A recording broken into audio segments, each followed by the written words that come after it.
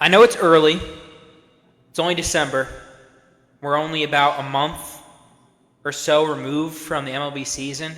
Feels a lot longer than that, in my opinion, but I feel as if it is time to make some bold predictions for the 2025 season. Last year we did this in the form of Reds content. We'll do that again, definitely, with Zach.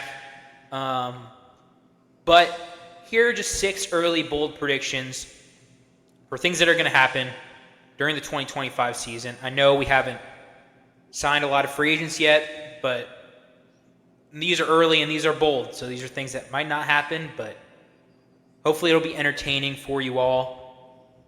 Vlad's going to go first, and then we're going to just kind of go back and forth. We're each going to get 3 apiece. Vlad, what is your first bold prediction? So all of mine are trades. I will just preface with that. But the first one, I don't know that it's bold necessarily, but in my opinion, it's practically impossible to not impossible. It's tough to predict trade partners and the exact Right. team unless there's a certain report that specifically says, "Hey, this team is in advanced talks for so and so," but that hasn't happened yet. So the first one for me is Garrett Crochet to the Red Sox. Um, I just think that if the Red Sox want him, they should have no problem getting him. They have, in my opinion, the best farm system in MLB. And they have some other major league pieces like Tristan Casas, Wilyer Abreu, players like that they could be open to moving. So I think if Boston wants him, I think they can get it done. Okay. Um, I like Garrett Crochet on the move. I think that can definitely happen. I think the White Sox are going to get rid of him. I think that's what you've kind of tweeted out as well. So I like that prediction a lot. To the Red Sox too. I feel as if they could have a nice one. Red Sox, this video is going to be good for you because I have a very strong prediction when it comes to the Red Sox. I think that the Red Sox are going to win the American League and that Jarren Duran is going to have a top 3 MVP finish.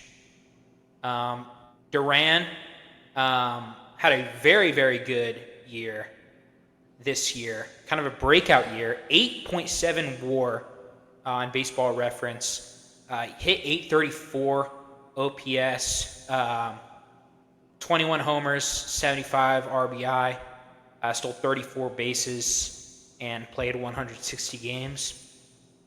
He was a pleasant surprise for the Red Sox team, and I could see them building a lot in free agency. You mentioned them adding an outfielder like Teoscar Hernandez, for example. I could see them adding pitching. I know we predicted a few pitching. I do like Cedane Rafaela. I feel as if he could take a step forward. And I just like the core of this Red Sox team. They weren't expected to do much last year, but ended up finishing 81 and 81. Devers obviously a stud, but I feel as if they could have a lot of guys they develop step up for them as well. So I'm going to say Red Sox. All right, moving on. This one could be more of a deadline thing. I should have said with the Crochet thing, I think the Crochet trade happens within the next week or two, just with winter meetings. And I know there's been reports saying that they expect that to happen rather sooner.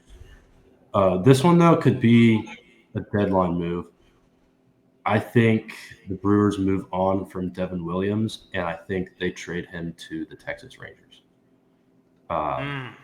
Texas Rangers are losing Kirby Yates, Jose Leclerc. Who else? I know they're losing at least 4 or 5 guys in that bullpen. Kirby Yates was arguably the top closer in the entire league last year. So we'll see if they bring him back. I mean, they still could bring him back and get Williams. Either way, though, I think the Rangers should at least call about Williams. It's not that often that a closer of his caliber pops up on the market.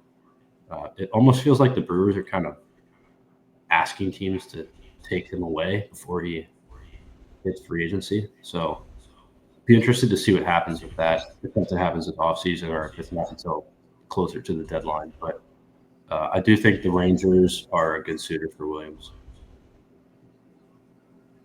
I think that's a good shout. I could see Devin Williams being moved as well.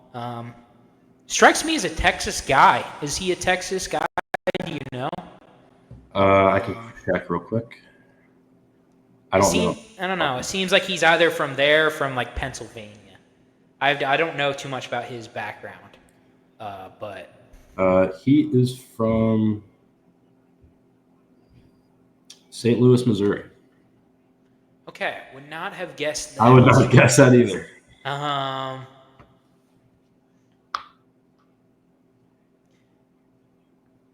A second prediction that I have.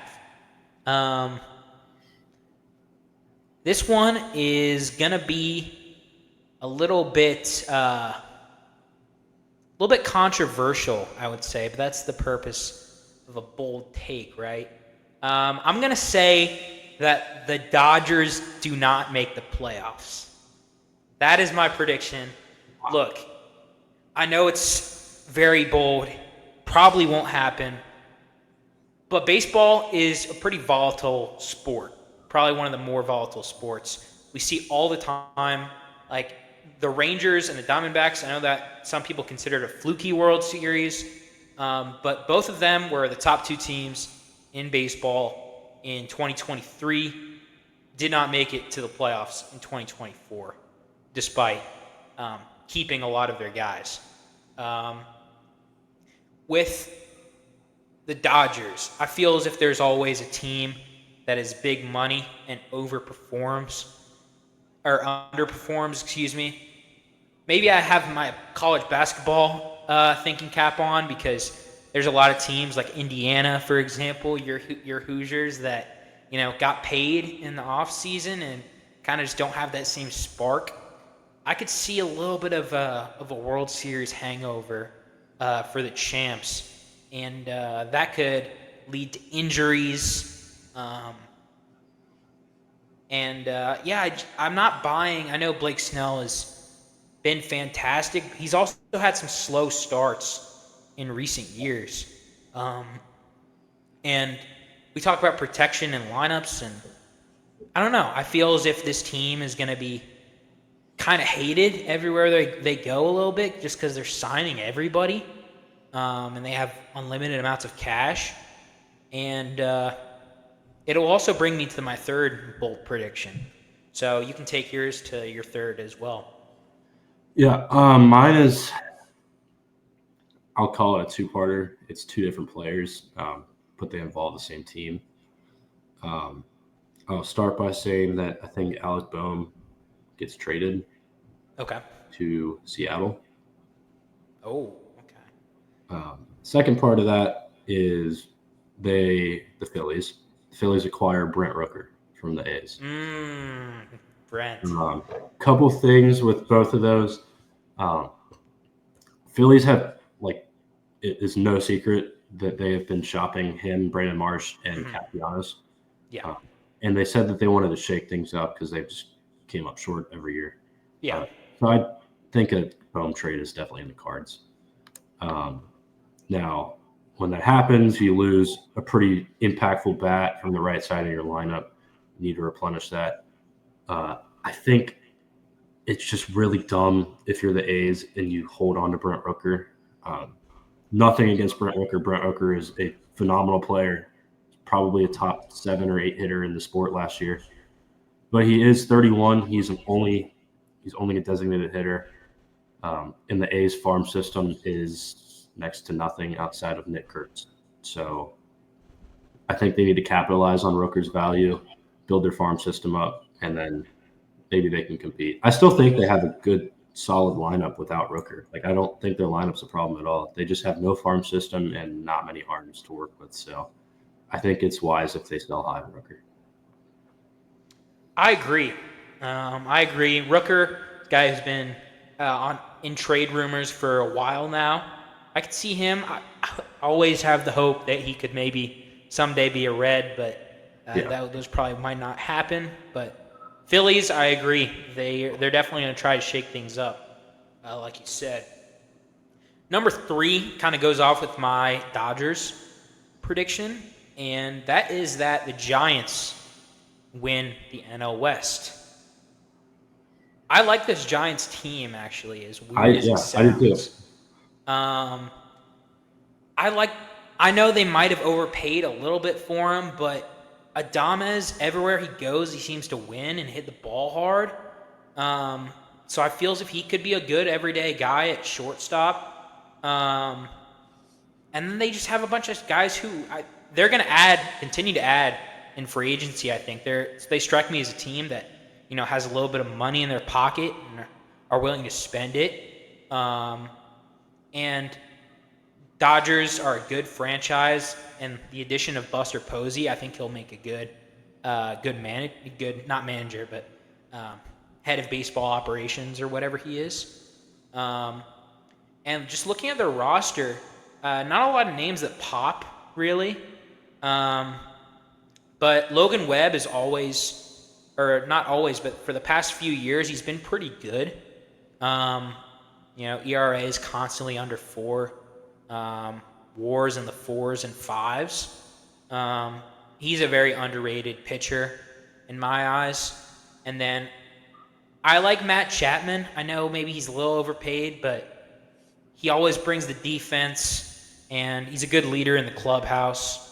And then Jung-Hoo Lee didn't really perform that well last year. He broke his shoulder, I think, in that Reds game that we watched. But I could see him kind of coming alive here. And is it Helio Ramos? I want to say Helio. Helio, my bad for not knowing your name, man, but this guy is a baseball savant. Superman. I mean, he is everywhere in the red. Barrel rate, hard hit rate. Was an all-star this past year. And even though the Padres are still going to contend, and the Dodgers are a looming threat there, and the Diamondbacks did make the World Series a couple years ago, I could see the Giants really contending here. So that's our bold predictions. Let us know if you have any bold predictions. And yeah, we'll check back in maybe at the end of the year or after free agency to give some more.